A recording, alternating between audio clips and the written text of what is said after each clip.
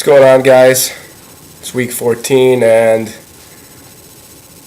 it's over, essentially. You know what, I'm going to get this stuff out of the way first because I know some people probably don't get to the end of this video. Guys, you can follow me on Twitter right there. That's my name. It's the same as my username. That's my Twitter handle, so to say. Subscribe to the channel, leave comments. I'll answer pretty much anything. I don't have a whole lot of followers. I don't get a whole lot of messages, but I do get some. And I'm almost always open to talk. So get at me, and we'll talk Bills, even though it's been tough. It's been real tough. Bills haven't won a game since October 30th, I'm pretty sure. Something like that. It's been brutal. Absolutely brutal. Last Sunday against the Titans, no different. They looked like they could move the ball. They successfully moved the ball a little bit in the first half. They used Spiller efficiently. He looked pretty good. Touchdown got called back by the holding penalty, which was brutal. Shooting yourself in the foot. Was it a hold? Doesn't matter. It got called. Forget about it. There's no use crying over it now. But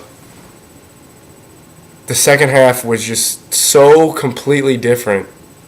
Spiller had what? I think it was 10 carries for 75 yards in the first half and that touchdown. And he finished with like 14 carries for 83 yards. Why did we throw the ball 46 times? I just don't understand. We weren't that far out of the game at any point. We were never down by more than 2 scores. It's not called to just throw. I mean, that falls on coaching. I don't think Fitz was terrible. His numbers wouldn't say he was terrible. He completed, 28 of 46 or something like that. Got his yards, got the touchdowns, or the one touchdown. It wasn't terrible, but it was the plays he didn't make that bothered me. The overthrows on Brad Smith.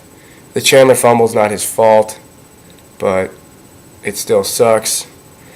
Sometimes he looked like he was held on to the ball too long. I know he only got sacked, I think, once. But especially on that fourth down play, I don't know if he didn't have anybody open, but I thought he was thinking about running the whole time. It looked like he saw first read wasn't there, and he's like, I'm gone. Didn't work. Turnover. And we forced 2 turnovers. We won the turnover battle and still lost. And part of that is because we just get zero pressure. The number one priority in the offseason has got to be a pass rusher. Somebody who just wants to rip off the quarterback's head. I don't care if this guy is a thug, gangster, can't speak, can't spell, can't write. If he wants to murder people, that's who I want on my defense. I'm not kidding. We need somebody like that. Enough with the character guys. And then you look at the draft, and they brought up points like this on the post-game show on the radio. How many Bills make it through their rookie contracts and then get re-signed by the Bills? Hardly any. I went back 13 years from 1999, the last time we made the playoffs, which is just brutal to say. First and second round picks. Some teams miss on those a lot. We've missed a couple of times on first and second round picks. But we've had 25 first and second round picks since 1999. 18 of them are still in the league. 5 of them were re-signed by the Bills after 5 of them got extensions. We let guys walk like Winfield. We traded Peerless Price. Clements, Whitner. Now you're saying these guys are terrible. No, they're not. Winfield was good. Clements was good. Definitely not worth the money he got, but he was good. Whitner's not as bad as you think he is. He can't cover the tight end, but he was a pretty good open field tackler. Didn't make plays in like blitzes and stuff, but he wasn't that poor. Was he worth 8th overall? Probably not. But he wasn't that awful. But he's gone. What are we going to do with Spiller? I don't know. Is Fred Jackson going to get an extension now? He got an extension prior, but he was undrafted.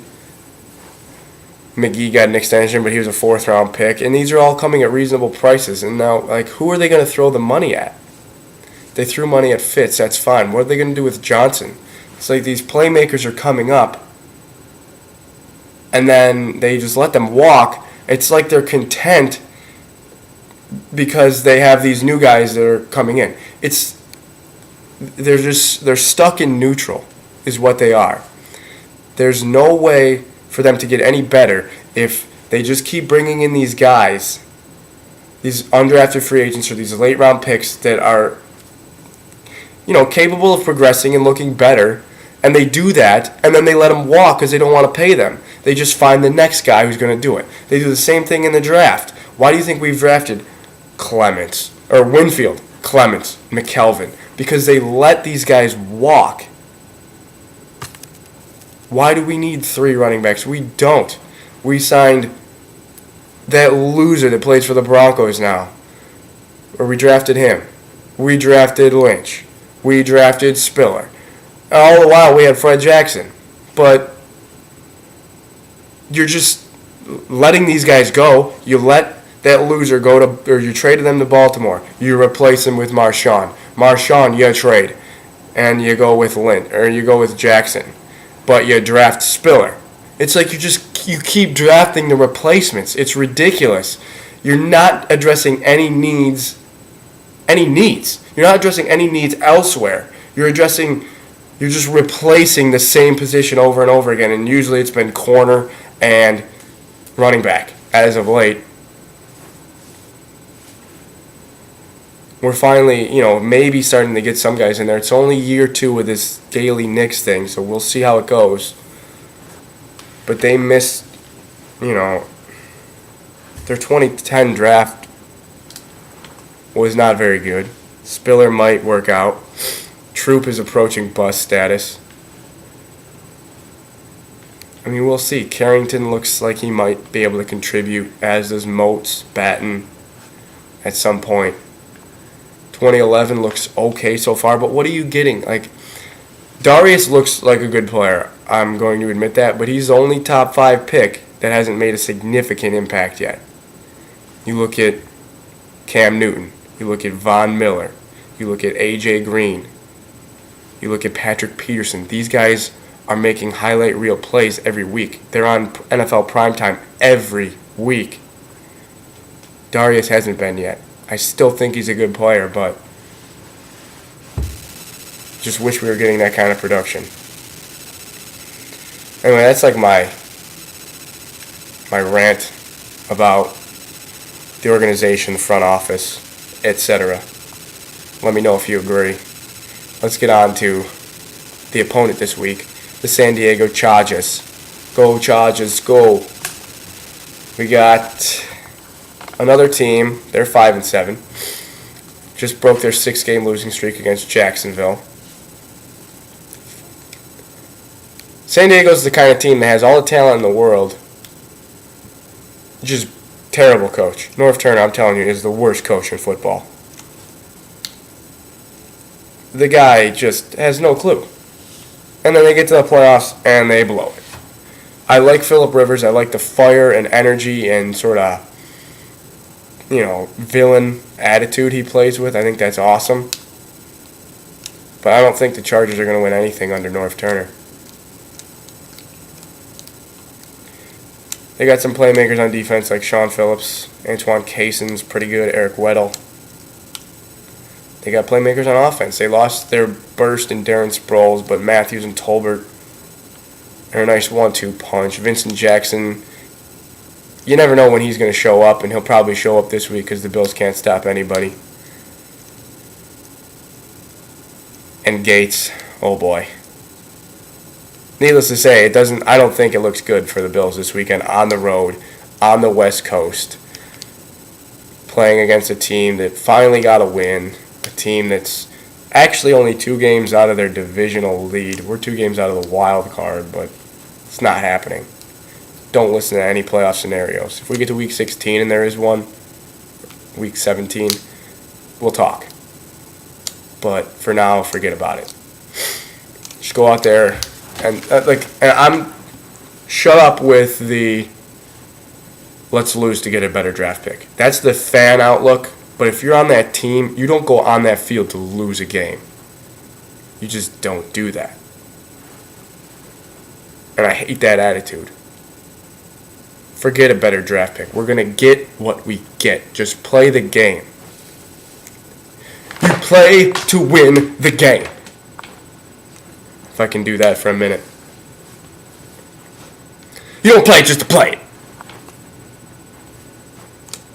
Anyway. I don't see the Bills beating the Chargers. I see this losing streak going to 6. Just a massive, massive nightmare, headache for all Bills fans everywhere. I think San Diego is going to beat the Bills 31-20. Yeah, 31-20. I'd expect a good day from Rivers, a good day from Gates, Jackson, Matthews. Everybody on the Charger offense should have a pretty good day because I thought the Bills were going to bottle up Chris Johnson, and the guy goes off. And now all of a sudden, every analyst thinks he's back to the way he was. He's good now. Yep, he's fine. Plays the Bucs and the Bills, tears them up, and same old Chris Johnson. Whatever. Matthews probably good for 100. Rivers probably good for 250, 2 touchdowns. Just don't think the Bills offensively are going to be able to match that kind of talent because the Bills don't, face it guys, don't have that much talent. The goon squad thing gets you so far. But they need playmakers. They need blue chip players. Is that the right term for it? I don't know. They need premier athletes. Guys who get headlines. Guys who you see on TV. And all they talk about right now is Fitzmagic. Like, that's all it's the only guy who gets any sort of airtime. Fred Jackson was, whatever. He's hurt now, but I wish I could have more motivation for this Sunday's game. I'm trying to, but it's been such a hellacious 5 weeks. So I apologize, guys. Anyway, like I said, I'm going to pick the Chargers 31-20 to beat the Bills. And then we'll bring on the Dolphins again. If you came this far, 13 and a half minutes, I'd like to thank you for coming this far. You must like the sound of my voice or just really love the Buffalo Bills. Again, Facebook, I'm Greg. Subscribe to the channel, ask questions. Twitter, G Torlone, right there. Let's hear it. But guys, I want you all to enjoy your weekend. Bills play at 4 o'clock. So, let's go Buffalo.